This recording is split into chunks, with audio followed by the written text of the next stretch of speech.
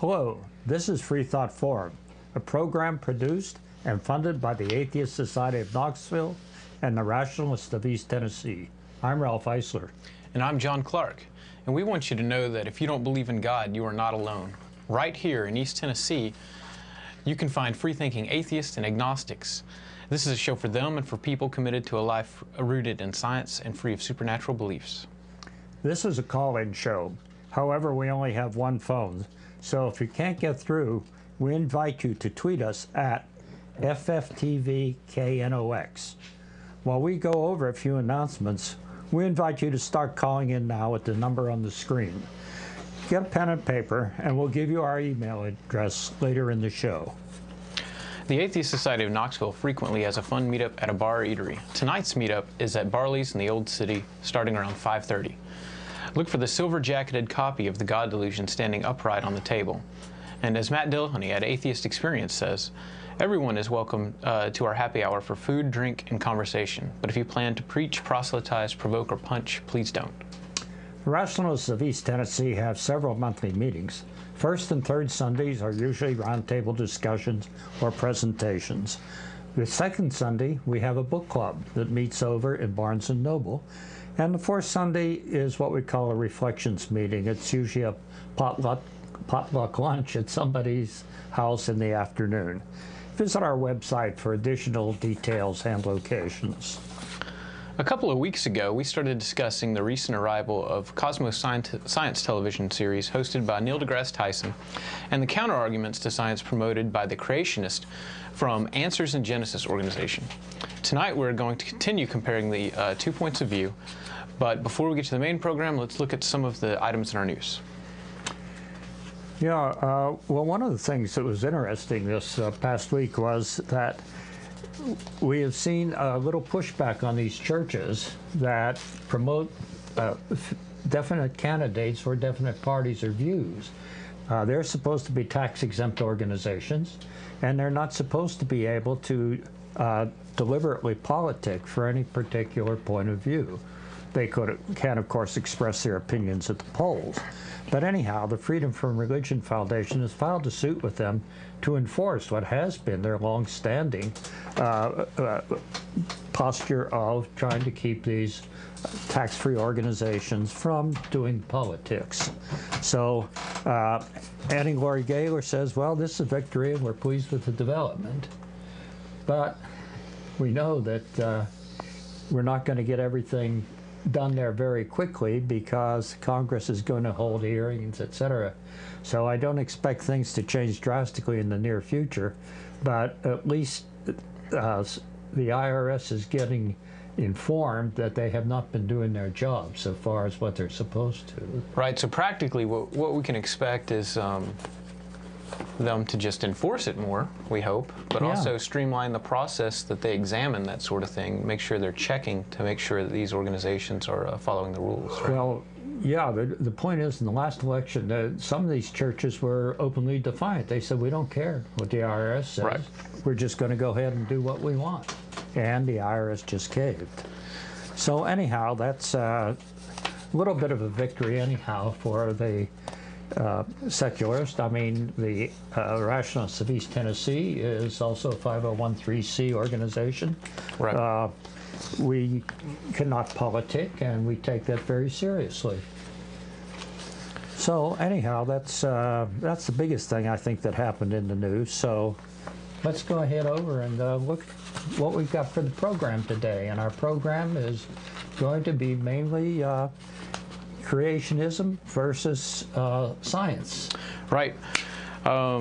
And we've looked at the first 4 episodes of Cosmos in the past, but today we want to try to get to the next 4, but we've got a couple things we want to pick on, some scientific notions. You want to stick to Big Bang cosmology and the refutations to a young Earth. Yeah, the age of the Earth and the age of the universe and how we know those things. And it's very hard to go write down the answers in Genesis replies to Cosmos because they contain a lot of repetition. on through. So the threads we're going to talk about today go all through the different sequences that came on Cosmos. And before we start talking about this a little bit, well, I can wait. Anyhow, I want to push a couple books. Okay, yeah, sure. Let's One do is that. How Old is the Universe by David Weintraub, who is a professor down at Vanderbilt University. And I recommend this for reading to anybody who's really interested.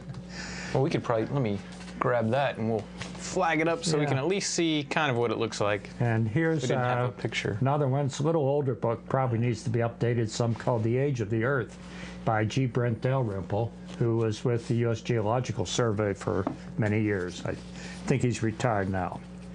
But as many of you know, Carl Sagan became a household name back in the 1980s for narrating and writing the PBS series Cosmos with his wife Andrea and with Steven Soter. And a new edition of the series was broadcast in 13 episodes recently, again written by Andrean and Steven Soter, but this time narrated by Neil deGrasse Tyson, who's an astrophysicist and director of the Hayden Planetarium in New York. And this trio and their producers are particularly interested in introducing a new generation of young people to what I will call the joy of science. That is the exhilaration that comes from understanding how the world works, the history of this knowledge, how it was gradually developed, and the lives of the individuals who built this edifice. Science and technology are the driving force for our economy and the high standard of living we enjoy in the United States. Not everyone wants to become a scientist or can, but because science is so important in our lives, everyone should have a little knowledge about how science works and what it tells about the universe we live in. We should take note of Thomas Jefferson's words in a letter to Charles Yancey on January 6, 1816. Jefferson says, "If a nation expects to be ignorant and free in a state of civilization, it expects what never was and what never will be." And unfortunately, there are groups of people, often well-funded, who want to push agendas founded on the culture of ignorance. And this is what the Cosmos series tries to counter right now. The most prominent of these groups is a young Earth creationist organization called Answers in Genesis, who have built the Creationist Museum in Kentucky. AIG wants equal time with Cosmos to promote the idea that the mythologies of ignorant Bronze Age goat herders and self-serving Jewish priests found in the Book of Genesis supersede anything science can discover about the origins and nature of our universe. The Australian Ken Ham emphasized this view in his recent debate with Bill Nye, which you may have seen, one of the most popular debates ever televised. Yeah. It could hardly be called a debate, though. Ham clearly knows little science, but he has a stable of people with advanced degrees feed him sound bites. We'll get into some of that later in the show. Basically, Ken Ham's only argument against scientific findings is to make a generally false distinction between what he calls operational and historical sciences. Yeah, this seems to be one of the mainstays of the AIG people right now. Operational sciences are those where scientists do controlled laboratory experiments.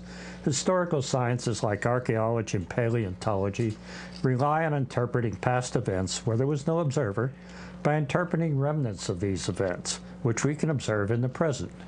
However, both types of sciences rely on the same methodology to establish a basis for knowledge. In brief, observations are made, they're generalized to produce testable hypotheses. The hypotheses are tested. If they're shown to be wrong, they're discarded. If they're shown to be right, eventually a consistent, coherent narrative is built up and which describes some aspect of nature. This is called a theory. A theory in science is not a hunch or a guess or a conjecture. It is a body of observational knowledge and a narrative that links those observations together in a coherent manner. So the methodology is the same for operational historical sciences. There's no difference that way. No person actually had to observe Tyrannosaurus rex roaming the earth to infer that such an animal existed. There are about 20 fossil specimens, and some of them are pretty complete. Right, and then let's take a look at Ham's view of this observational, because this is where he, right up until then, I'm probably in agreement kind of the way he defines this observational, even though I don't think the distinction's real. He's trying to define who was there to see it, like if you had a controlled experiment. And his only alternative to the historical sciences of cosmology and evolution is to postulate that the Genesis accounts are true because the only observer there was a God who dictated the stories to scribes. So if he had said, if God is real, and if God was there, then God would have observed it. And if God was all powerful and all that good stuff, never mind the little logical hiccups we might use to say that that doesn't make sense. Let's say it was the case, then this is a controlled experiment. And so I could see how he would begin to make the distinction to an extent. Yeah. But he doesn't say if God was there. He said God was there. He just asserts it, as we point out. We'll be pointing out a little bit later on. Right up front. Yeah. But the point is that when he takes this position, his own statements preclude this stance because he wasn't there to see any God dictate this to some scribe writing it down. Right. And so he is trying to put the burden on the people who do historical sciences, saying, well, they weren't there, when he wasn't there to see how these manuscripts were produced, or how they were produced, or who wrote them, who came up with the ideas. This is simply dishonest, I think. In Ham's view, the religion of Bible worship must be accepted a priori and not questioned. Right, and this is, if you notice, he's saying something here that's useful to us, because I'm confused when someone tells me, as someone who I wouldn't say believes the science of evolution in the sense of believing a religion, but who understands why we think this is how a certain science works. In his mind, he is making this a priori assumption. Right. And so then when we say, well, the universe is, in cosmos, you hear billions of years old, he says, oh, well, you're making the same mistake, or not the same mistake, but you're making the same claim I'm making. You're just making it out of this fundamentalist, extreme view. Yeah, and he's projecting his own mind on us. Is what he's doing. This is what pretty much galls me. I must have to say that the YECs, the young Earth creationists, like to claim that both they and the secular scientists have access to the same data, but they interpret it differently because they have different metaphysical worldviews. Now, worldview refers to a framework of ideas and beliefs forming a global description through which an individual or group or culture watches and interprets the world and interacts with it. This position that Ham takes is intended to convince the public that the interpretation of observation is arbitrary, depending upon what you believe. If you believe that the Bible is absolutely true, you interpret one way. And if you believe in Bible isn't true, then you'll interpret it another way. And that's totally false, okay? According to YECs, secular scientists believe there are materialistic explanations for everything, so they dismiss supernatural explanations. This is an attempt to mislead the public by confusing methodological naturalism with philosophical naturalism. Right. Methodological naturalism, that's maybe a stance that you come to after hundreds of years of science, and you discovered that science answers the question by asking how do things naturally arise or naturally occur, what's cause and effect, etc. It's not something you develop a priori. Right. Whereas bibliolatry, by approaching it from the creationist point of view, you a priori have decided exactly how the answers are supposed to come out.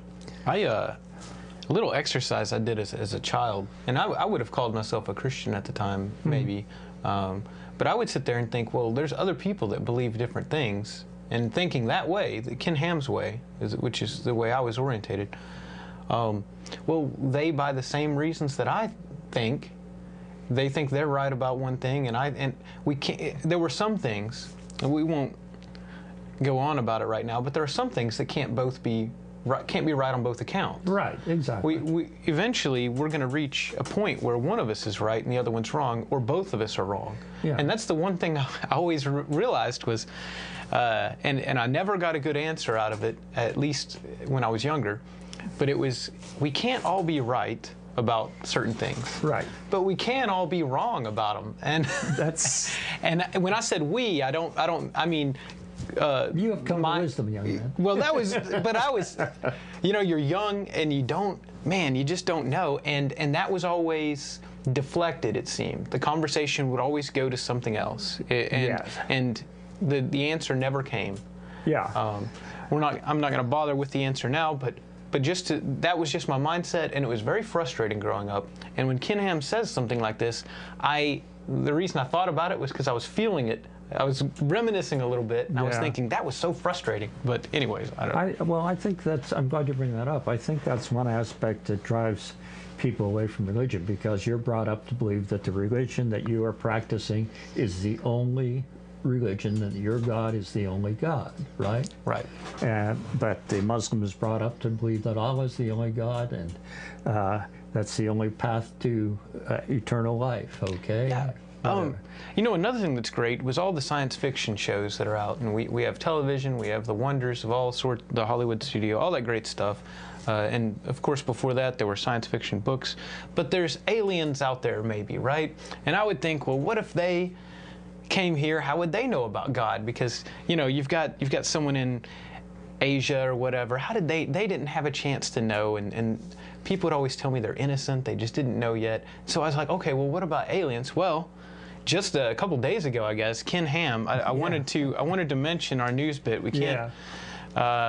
Ken Ham mentions on his Answers in Genesis website, he says the search for extraterrestrial life is really driven by man's rebellion against God in a desperate attempt to supposedly prove evolution.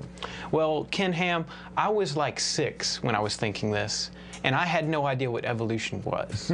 And on top of it, at the time, I was a young Earth creationist. Mm-hmm. I mean, I was being brought up to be one. I probably couldn't call myself a young, but I mean, that's what I thought, right? Yeah. I thought 6, 7 literal days, all that stuff. And so, wrong, Ken Ham.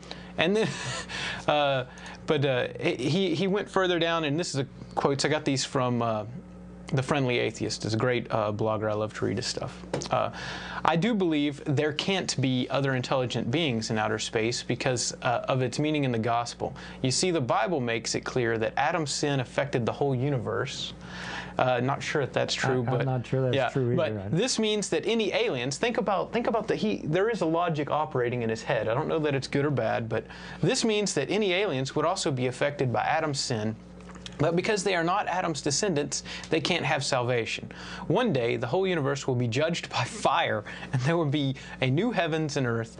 God's Son stepped into history to be Jesus Christ, the God-man, to be our relative, and to be the perfect sacrifice for sin, the Savior of mankind. That really just kind of boggles my mind, but notice the point I'm trying to make is he's excluding, on that same logic that he was talking earlier, he's excluding a very extreme example of a group of sentient beings from salvation or from even being right about their universe. Yeah, why should Adam's sin have anything to do with any other planet if it even is true? You know what? I will ask my Catholics that question, and I did. And turns out just 2 months ago, Pope Francis had said something on a radio show along these lines where it's like, hey, if they want to get baptized, I'm cool with it. Mm-hmm. Like if there were aliens, right? And I went down, I read through the comments, and of course you can't do that on Ken Ham's website because they don't like, discussion and sharing of ideas. And these Catholics are sitting here trying to figure this out, and they're all saying the same thing. They go exactly back to Ken Ham's reasoning, but they make one difference. It wasn't the whole universe. It was something that happened here, and they look at let's say God, they're theist, and they have an idea about their God, and they wanted to extend it at least to every sentient being. We should give them a chance, and I think God would have. So I just, Ken Ham, we're not bashing all Christians. We're specifically picking on a young Earth creationist right now. I'll pick on the rest of you another day. But let's get back to interpreting nature and going on about. I forgot where you left off at. But. The AIG people, they say that the scientists have this philosophical bias, towards naturalism. But the early scientists that we've talked about, or that they've talked about, in fact, on Cosmos, say Isaac Newton or James Clerk Maxwell or Michael Faraday, they were religious people. I mean, they didn't disbelieve in God. In fact, a lot of them thought that the science that they were doing was their way to understand God better. And so scientists did not early start off with any sort of metaphysical naturalistic view. After 400 years, though, when you find that you can explain things, cause and effect in nature by natural explanations and not supernatural explanations, then I agree, scientists then tend to adopt a naturalistic point of view. Even the philosophers, I mean, if Joe were here, I'm sure Joe could give me some examples from religious people who were like, you know what, this is God's way of teaching us. And in fact, among our moderately religious friends and family, we find that's what they think. I mean, I'm struggling to remember names right now, but Francis Crick, I believe. Yeah. He was Crick and Watson were the ones who discovered DNA. Were they not? Did they not write another book that was it Crick who was a Christian? No. Either way, I don't remember. You may be thinking of Francis Collins. So who's head of NIH. There we are. But you have these people out there. One of the most widely used biology books in high school was written by a Catholic, and these are people who would tell you, Ken Miller, an excellent guy to argue against young Earth creationism, who would say this is how reason, science is a tool, because they realize the value of it. Miller's an interesting case. I mean, he is one of the best defenders of evolutionary biology, and he's written this book, which is very popular. I think he co-wrote it with somebody else. Very popular. He's very articulate. He's a great defender of evolution, but he is a strong Catholic. He believes in Jesus, as a savior, the whole thing. Believes in miracles, etc. I find it to be kind of a strange duck in that way, but a very personal guy. I mean, right. And regarding our topics today, I mean, this is the reasoning that has shown value. This is the reasoning we use, and the same exact reasoning that he uses, Miller and these other people, is the same reason science uses now. It's just no difference. Sure. And Ken Hovind is Ham. Sorry. Yeah. I had a picture of Hovind up here. Ham is, he's on about something different. But I want to remind us real quickly, if you're watching and you've got something to add, the number's on the screen. You could call in. Lines are open. And love to speak to a young Earth creationist. But let's go on with I think Neil deGrasse Tyson has pointed out that God is a never-receding pocket of scientific ignorance. In fact, that's what people use God for in a lot of cases. It was an expression of ignorance. If you didn't understand something, the gods did it, or a god did it, or whatever. The God of the gaps argument. It's a God of the gaps argument. And we've certainly come a long way since most of those gods were invented, but still a lot of people cling to the belief that there's one or more out there doing it. So you contrast this to the biblical worldview. The biblical worldview has not provided us with any knowledge over the last 3,000 years or ever, as far as I'm concerned. Doesn't mean it doesn't provide you with some sort of emotional attachment, etc. But I'm talking about actual knowledge. So anyhow, well, Neil deGrasse Tyson has put himself. He's on the radar of Answers in Genesis now. Cosmos has hit it, and we've talked about how they've got. If you go to their website, we have. I can't remember her name. Let me get it real quick. Dr. Elizabeth Mitchell, who is devoting, she's got an article for every episode. Yeah. And this is where we start seeing Ken Ham's reasoning and the reasoning of the young Earth creationists come out in at least organized criticism that we can refute a little.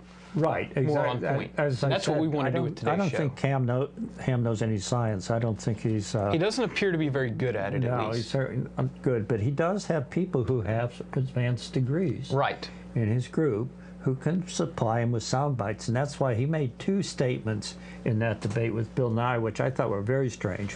One was that even though an object may appear to be 1,000 light years away, it doesn't mean it takes 1,000 light years for the light to get here. Right, so what does that mean? And I couldn't understand that, but we were going to try to talk about that, and I finally found out what he was getting at when I started looking up some of the references that they had on the answers in Genesis criticisms here. And the other one he made was the one about, well, we know dating from radioactive materials is unreliable because it gives different answers if you date different parts of a rock or something, etc. And we'll talk about that too. Okay. But in any case, yeah, let's go straight to that. So a lot of this criticism to AIG comes from an in-house guru named Danny Faulkner, who has a PhD in astronomy from Indiana University and has published several papers in referred journals. He has some credentials, but he also has a BS from Bob Jones University.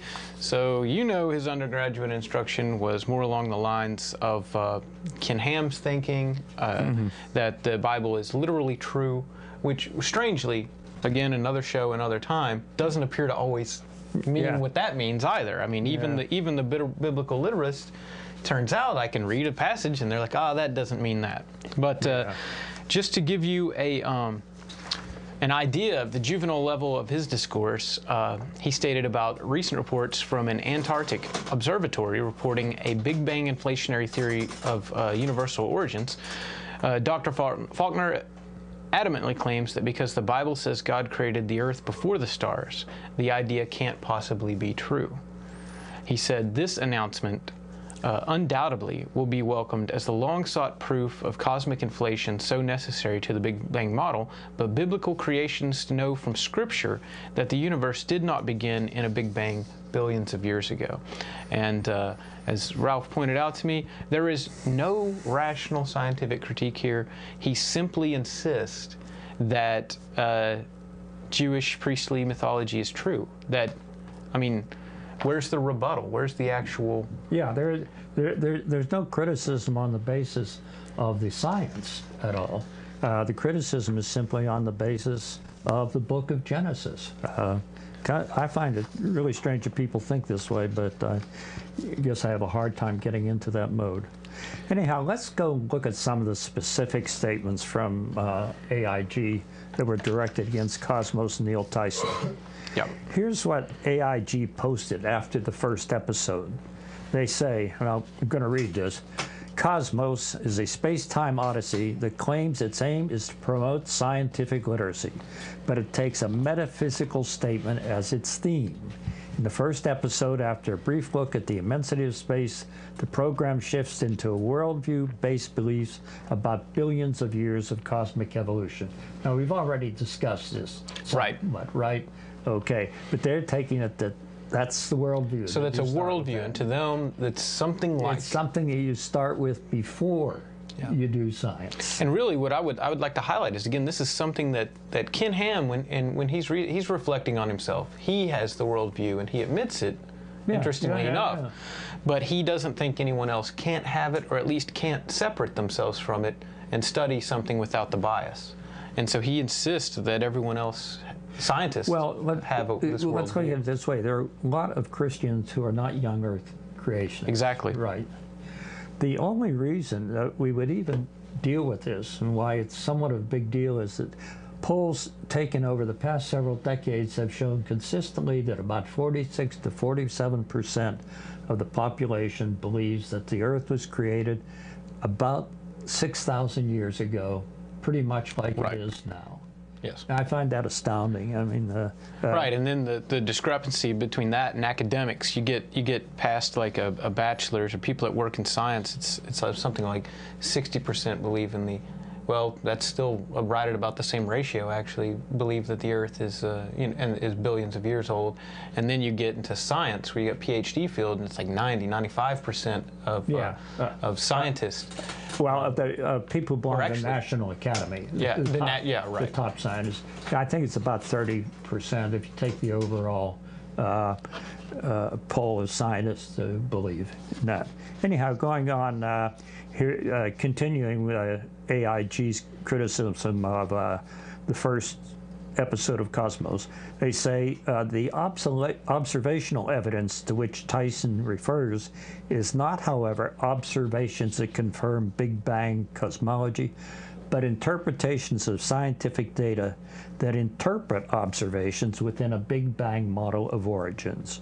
Faulkner states an interpretation of data that can be interpreted a number of different ways from a Big Bang. That's pretty rough. I mean, I think the scientists have tried to interpret it as many ways as they can, and it's really narrowing down into at least a singularity of sorts, which is why we proposed inflation. But all right, so yeah, well, yeah, if I could continue on this, go ahead. One of the things that say Faulkner mentions is this fellow Halton Arp. He recently died. Halton Arp was a respected astronomer, but when quasars were discovered back in the 60s, he kind of went on a little binge. He had an idea. Well, let me explain first the audience what quasars are. Quasars at that time were quasi-stellar radio sources.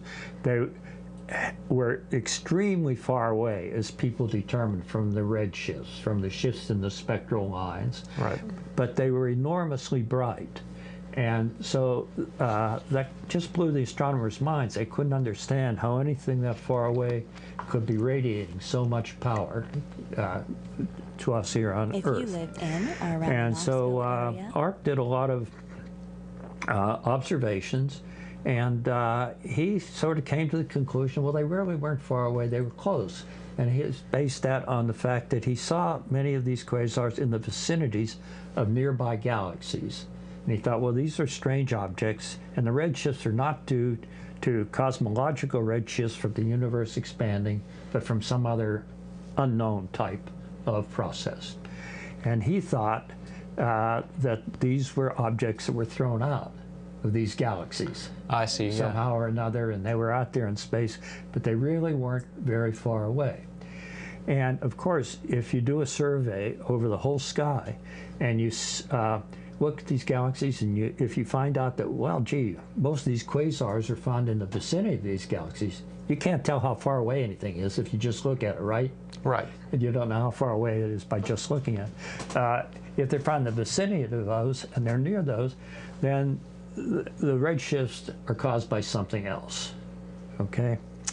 Well, he hung on to this belief for a number of years, but recently people have done very good observations, detected a lot of these objects, which are now called active galactic nuclei, and done very good statistical matching of those, where they appear in the sky. And somewhere along here we probably should have a graph. I don't think it will stand out very well. Yeah, there it is behind us. The red dots are the positions of the actual quasars, and the solid lines, if you can see them back there, are various assumptions for velocities of them being thrown out of galaxies. The best fit to the line is that it's just random in space. If you do a good survey, good statistical analysis, right, they're not really associated with nearby galaxies. Yet this is one of the things, by now there's no controversy about this. At the time Arp proposed it back in the 60s, 70s, right, 80s, when he was pushing it, people took it quite seriously because he was a good astronomer. But there's no controversy about it now. It's just certain these things are very far away, just as their redshifts show. And yet guys like Danny Faulkner are still pushing this as an alternate theory for the redshifts. And the only reason they're pushing it, not that it has anything really to do with what the redshifts may be, because they want to make a general statement that, well, if these aren't really redshifts, if the redshifts really aren't cosmological, then maybe none of the redshifts are cosmological. Right. So anyhow. So just inserting uncertainty and exactly. kind of a silliness into. Exactly, that's the point, to create uncertainty. Maybe we'll take a little break here and maybe hear word from our sponsors. And are questioning your religious beliefs or simply believe in one less God than everyone else? Well, you're not alone. The Atheist Society of Knoxville is a fun and friendly group of people just like you that meets twice a week at a bar or restaurant. We meet every Tuesday night following the show at Barley's Tap Room and Pizzeria for happy hour. You'll find our group either inside or on the patio. Look for Richard Dawkins' silver-jacketed book, The God Delusion, standing upright on the table. On Fridays, we meet at Agave Azul or the Beard and Beer Market. But if you plan to preach, proselytize, provoke, or punch, please don't. We all question what we believe at one point in our lives. If this is the time for you, come join us for food, drink, conversation, and fun. Do you find stories of talking snakes laughable? Do you prefer the scientific method over supernatural beliefs? Are you concerned about religious leaders and organizations imposing their values and rules on your body, your family, and the rest of our society? Well, take comfort in the fact that you're not alone. The Rationalists of East Tennessee meets weekly for fellowship and provides a forum for people who support skeptical thinking and rational discussion of these and other issues. To find out more information or to find out about our next meeting, visit us on the web at www.rationalist.org. Okay, well, we're back with you here at the Freethought Forum, and we had mentioned that the young Earth creationists try to find other reasons for the light being redshifted other than cosmological expansion, because if you take that to its limit, that means that's how we get the interpretation that the universe is 13.7 billion years old. Right. Let's do just a slight recap, though, and then a little bit that helps me when talking to people who are young Earth creationists. Okay. Regarding cosmos, yeah. just regarding cosmos in general, what you see in the writings online, like this Dr. Elizabeth Mitchell, is the things that we can agree on. They mention up front. They talk about Newton. They love Newton because Newton was a Christian. Yeah. They love Einstein because they can insert ambiguity because of all the quotes that get out of context from Einstein. They love Einstein. And so they quote it in a way that, honestly, I wouldn't disagree with right up front. And then what they say is they go, well, here Neil deGrasse Tyson makes this assumption and says this. And there's really uncertainty in science, trying to create. So we've talked about, in the first part of the show, we talked about this. They try to insert discrepancies in carbon or radiometric dating. Mm-hmm. And now we're about to talk to you about the speed of light and why they would do that. And they're inserting this to just give you the perspective that you can't trust them. Yes. That's the reason that they would do it. Because the actual material that was presented up to that point in the Cosmos series, it turns out, if you read between the lines here, Dr. Elizabeth Mitchell agrees on. She agrees with the history of all this stuff. So because she agrees with it, she wants to make sure that you know that she doesn't agree with it. And then one of the second things that we'll get to the second thing later on, but let's continue on with the speed of light and why that they might be. Okay, well, we've already discussed the quasars and how there's no longer any controversy about those. But this is one thing that the young Earth creationists keep trying to do, is get alternative explanations for the redshifts of galaxies that are well measured, okay? One was that the tired light, this was popular about 10 years ago, I think, that somehow the light got tired as it came through the cosmos and got redder. It slowed down, the wavelength stretched out. I don't hear that anymore. Nobody uses that. Another one that you don't hear much anymore is that the light was made in situ. When God created the universe, he made the light already traveling, not coming from the star. This has a logical consequence of reasoning. Why would God put the light in there to make it look as if it had been traveling? Right. And so the logical consequence is this God is a deceiver. Yeah, and they don't like that, and the guys are a little more sophisticated and they'll say, yeah, the stars are real. They're not just apparitions, that were put there to fool us by God. Although we did have a caller the last time I was on here who told me that God put those fossil bones out it was there. Pastor Al. Yeah, Pastor Al told us they put them there for people like you, is what he said. Al, if you're listening, like you put it there to fool idiots like you atheists. And so let's take that to its logical consequence. So you fooled. Let's just assume we're fooled by it. Why are we being fooled again? I don't know. I keep asking that question. Why would you do that? And again, our moderate Christian friends, our moderate religious friends that have similar beliefs at least, are going to sit there and tell us that's silly. God would not fool people. Okay, they have I'm not going to say a more advanced understanding of God, but at least they don't. Well, the ones that are strongly into this young Earth creation. Yeah, put it there to fool you. They put them there to test your faith, okay? Well, Right. what if you don't have any faith to start with? That's not a very good way to bring you into the faith, is it? Strangely enough, just had a young Earth creationist earlier this year come in at Fellowship Baptist, I think, or I can't remember which church it was. And he was saying that oh, I lost it. I'm gonna have to look it up. I'll think of Okay. it later. But yeah, well, let's just go on. But I'll get it back. Yeah. I just want one more of these things on the speed of light. Yeah. Okay. Okay, a little.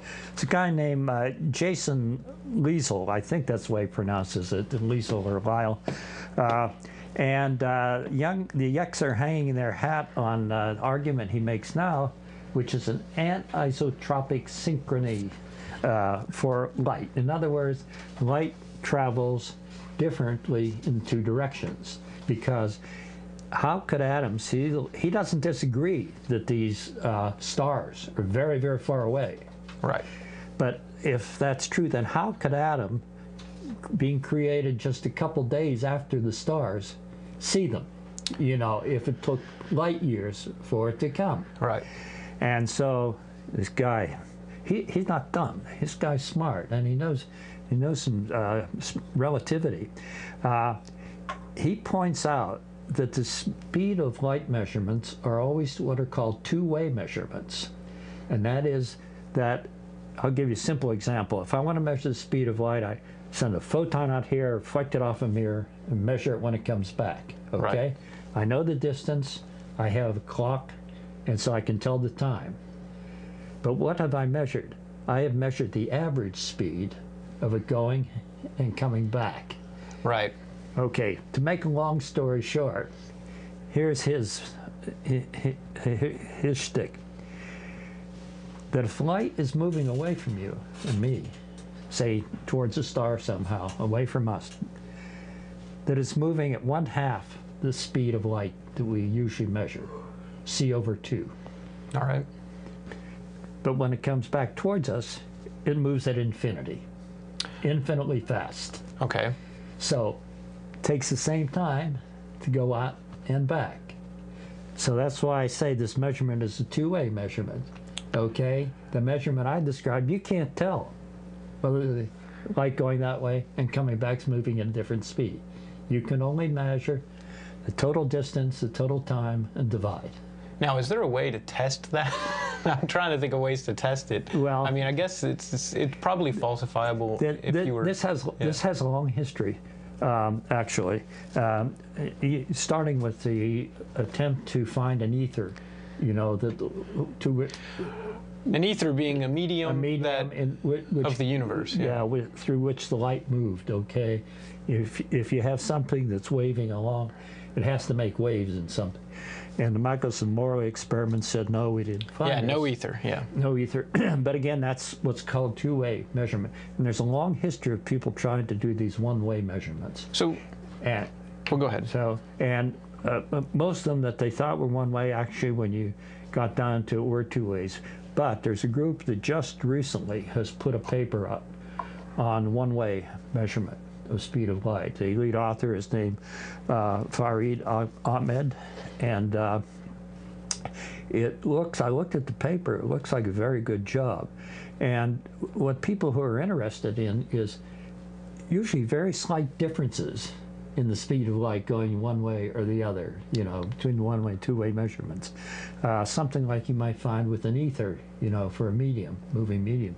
Carry it. But this guy, Liesel, he takes this to the extreme. Right. Okay?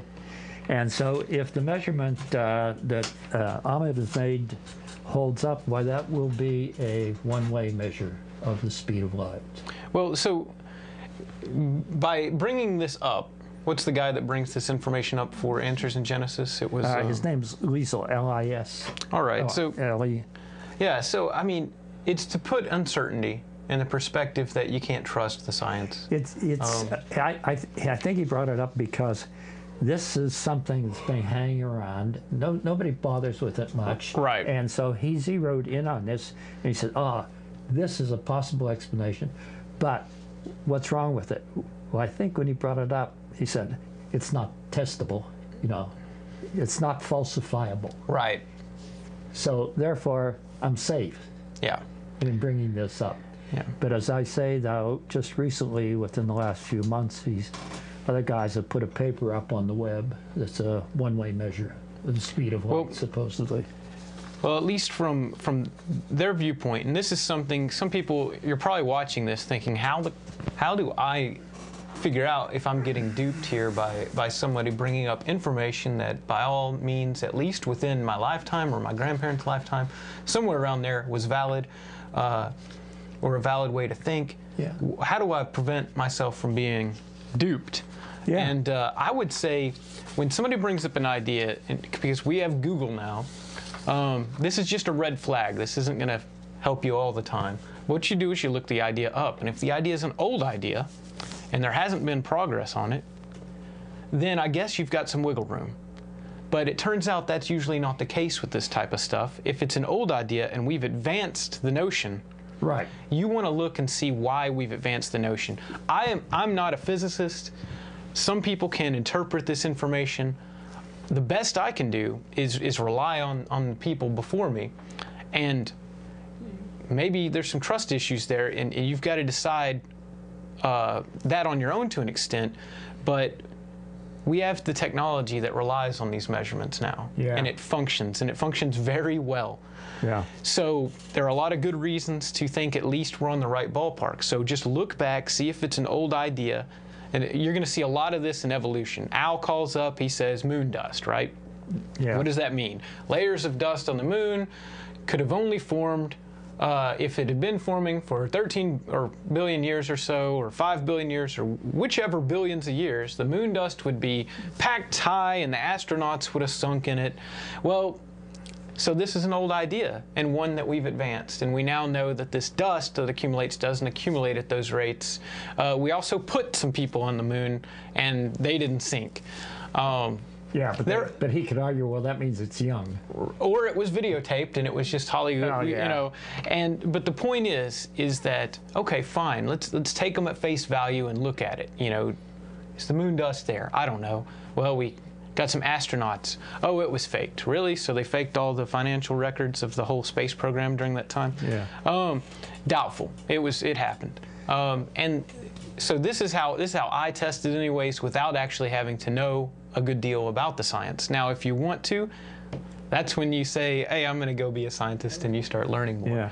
Well, I have a list from people who are young Earth creationists, but they have some sense about them, and it's a list of arguments that they say young Earth creationists should not use. Oh, right. And the moon dust argument is one of them. Yeah, that's the funny thing is Al calls in and sorry, Al, I wish you were here, I could tell you, and hopefully you're listening, but, you know, he brings up the moon dust argument, and we're arguing against Answers in Genesis right now. Well, on their website, they list the moon dust argument as do not use this argument. We now know that, so to an extent, that's why I like picking Answers in Genesis, because they seem amicable to reason to some extent. Yeah. And I think if we continue the discussion, we'll see a whole lot more arguments on that list of do not use. Yeah. And we'll actually be talking about stuff that matters instead of harming our schools. Yeah.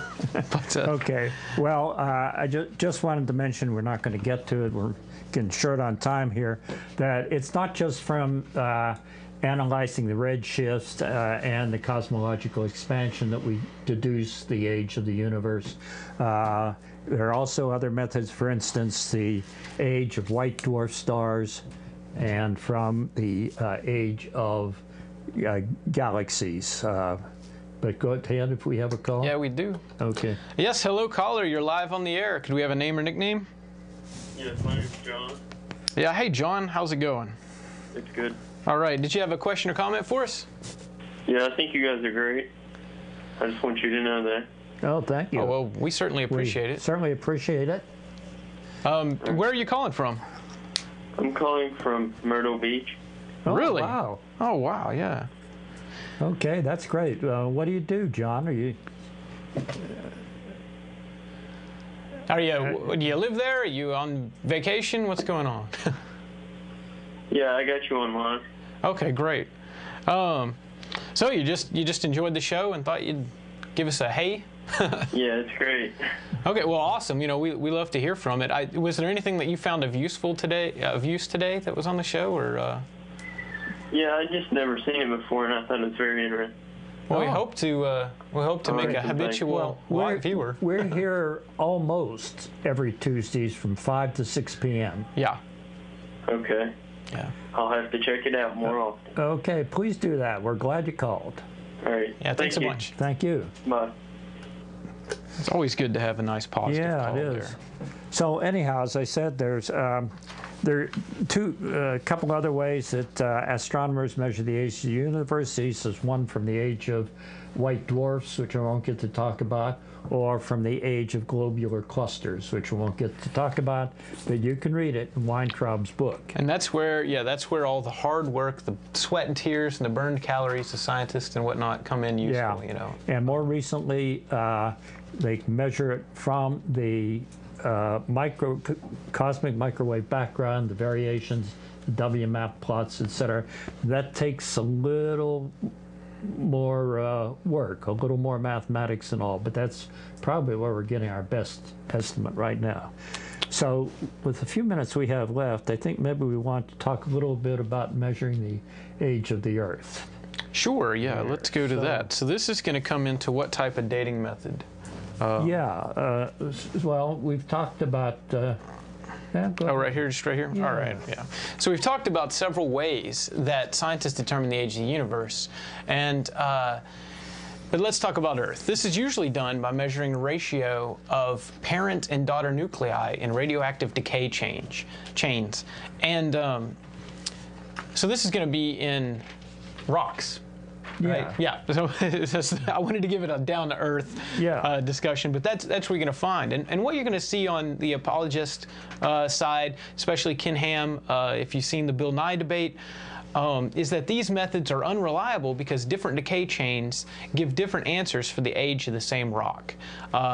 This is pretty surprising until you start looking into where he gets this idea, and it came out from deliberately sloppy work by one of his own in-house geologists. Is this if you can see behind us on the screen, I'll try to move out of the way, that's a decay curve. That is, if you start with a certain amount of rubidium, it will decay away into strontium plus an electron. Right. And if you do a little bit of manipulation on how that decay goes, it's an exponential decay. Manipulate the equations a little bit. Well, you find that if you take a mineral and measure the amount of strontium and the amount of rubidium, that you can tell how long that, or how old that rock is. Right. Because we know very well what those decay rates are. So for some of you back home who may not have been versed in chemistry and other sciences, think of this just as an hourglass. Okay, this is kind of a simple way to look at it, but it is quite literally the same thing almost. You've got a large amount of sand, it funnels down, and we're just looking at the proportion. If you see that there's a little sand in the top and a lot at the bottom, then you know quite a bit of the time, at least in that hourglass, has expired. And you can measure that rate because it filters through the center of that hourglass at a regular rate, and that's precisely what you were talking about, the decay rates. Right. And you're just measuring them, and this comes in what we use as half-life formulas. Right. How long does it take for half of the substance, in other words, the hourglass, how long does it take for half of it to have filtered through? And we, I think that's right on that one. Yeah. In relation to its total mass. What is wrong, though, with Snelling's measurements? Because this is the guy that Ham and Yeah. others rely on for a lot of their information. Okay. His measurements were actually good, it turns out, for some stuff, but Well, it turns out that you can't just willy-nilly pick up a rock Exactly. and send it off to a lab and get it measured. And one of the reasons is, well, say, sedimentary rock, you can't do that because it keeps getting laid down year after year with different mechanisms. It's best to do this on igneous rocks, that is, rocks that come out of lava flows and harden. But and you can do it on metamorphic rocks if you're careful, and that is rocks that have been formed and then remelted and melted maybe several times. But you Right. have to, if you try to do it on the whole rock, then, and it's made at different parts or solidified at different times, you get a wrong answer. right. So think of your hourglass again. This is like somebody put some vodka in there, and now it's distorting the rate at which the sand filters through. So we want isolated rocks that we can rely on, that have that Yeah. if I measure this rock and this rock and this rock and get basically the same data, Right. then I know the sources of those rocks are worth measuring again. And Right. that's what we do. But Snelling, Yeah, what Snelling did was What did he do? Well, he took this rock, as I say, that was metamorphic rock, and he sent it off to different labs to use different measurement techniques, you know. And to make a long story short, they yielded estimates of the age 1.24 billion years for the rubidium-strontium system that I showed, 1.65 billion years for samarium-neodymium chain, and 1.88 billion years for the lead-lead chain. Potassium-argon results were all over the place, which you'd expect for metamorphic rock, because argon is a noble gas. When the rock melts, it diffuses on, etc. So that's, people wouldn't even use that. I think on that's what this. we use in chemistry classes to teach in college and whatnot. But it's Yeah. it's also, it's got to be static. But anyhow, I want to point out, look at the ages he got, 1.24 billion years, 1.65, 1.88, even though it wasn't a good technique, it was Yeah. sloppy. So how did the guy's answers in Genesis face up to this, that he got three different ages in the billions of years range, Yeah. when they say they're 6,000 years old? They ignore it. What they say is, oh, you get these different ages, therefore the technique is unreliable. God, what is that? That's like 8 magnitudes of 8 orders of magnitude off of 6,000 years. Well, not quite 8. Well, not quite. Okay, wait, yeah, not quite 8, but Billions 10 to the 9th, Right. 6,000. Yeah. There we go, So 6 orders, 5-6 orders magnitude. Yeah, five, yeah. Something like that. so just huge error there, but it's right. still So even zeroes with the, in on one magnitude order. even with the crappy technique, you know, and trying to instill some sort of doubt in people's minds about the techniques, you still get ages that totally disagree with anything they Exactly. young Earth creationists would want. So anyhow, that's been strongly criticized, and you have to wonder how much on purpose it was, because this guy, he knows some stuff. He's got a degree. Exactly. too. When you're this fluent in the science, you got to wonder why he would not have found rocks and looked at it, like, which rocks could I rely on, Yeah. if there are any? Was that question even asked? Yeah. So we're going to have to wrap up here. We only have about a minute to go. So get out your pen and paper. This has been Freethought Forum, a program by the Atheist Society of Knoxville and the Rationalist of East Tennessee. So please send us feedback. Leave voicemail at 865-272-9060, or email us at freethoughtforum@yahoo.com. Again, you can see the show most Tuesdays from 5 to 6 p.m. Go ahead. Last 2 weeks we were preempted, and We're back. Had to give up that time. we're but back. We're back. So our thanks to Sam and Jonas for technical help, and to the staff at CTV, Knox, and to all our callers. And we hope you watch the show, and we'll call in frequently.